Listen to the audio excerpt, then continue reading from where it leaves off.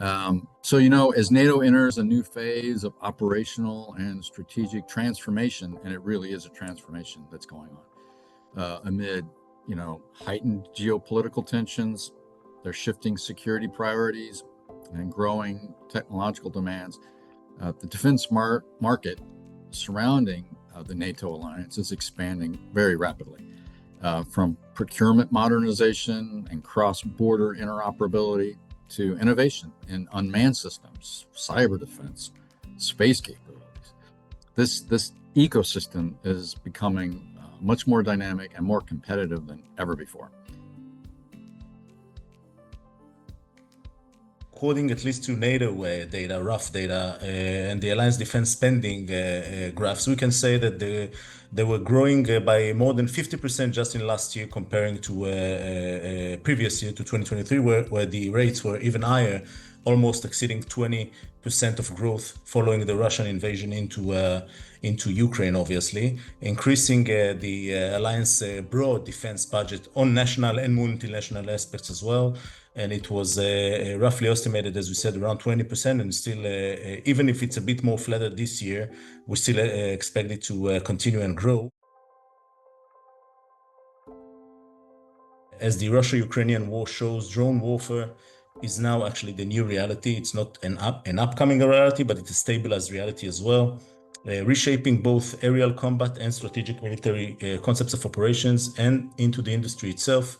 The lower, the better, I would say, when it comes to drones. When it comes to UAVs categories, meaning that the lower categories, which also Mary and his team are addressing, are the probably the most proliferized one. Category 1 of the tactical mini UAVs and micro UAVs, up to tactical UAVs in category 3 of the UAV standardization of NATO, as we know, becomes the most proliferative segment within hundreds of models and platforms for suggested ones, vendors, and different contracts, actually, all across the continent and all across the alliance of NATO. I think that NATO is all the time looking about the ongoing operational activities taking place in the conflict in Ukraine and Russia, and at the same time looking over what's happening in the Middle East and other places. And I think that one of the things that they definitely see is how much devastating commercial drones or Type 1, Type 2 drones, no matter if it's using the different types of DJI or hotels, or even using an FPV drones, are changing the entire combat landscape. And that's something that definitely affects the way that NATO is preparing for that kind of a challenge. Strategically, things are dramatically changing currently in NATO alliance, from Brussels and beyond, all across the continent, and obviously it's also impacting some of the US market as well.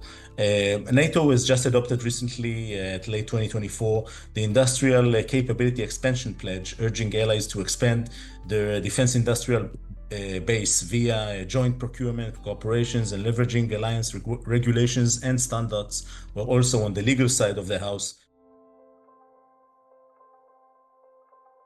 In today, technology that evolves all the time, and it's reminding me when I was in the Israeli Cyber Authority, or in the when cyber is become a real concern, by the way, to NATO and other countries. You very fast understand that a country can start a conflict even without moving one soldier. So you can do a lot of damage even by just starting a cyber attack. And it's very much similar to the usage of the drone in the battlefield, or the use of the drone in the what we're calling homeland security, or on our backyard. At the same time, when you're using the drones, you don't need to move even a soldier to the land or to the territory next to you. You just can unleash an attack from a very far distance. And if you go for type 2, type 3 drones, they can cover lots of distance in a very short time. You can see that one. It's very fast, very accurate, and the damage that it can make, again, for critical infrastructures, port, refineries, chain of supplies, airports, it's huge.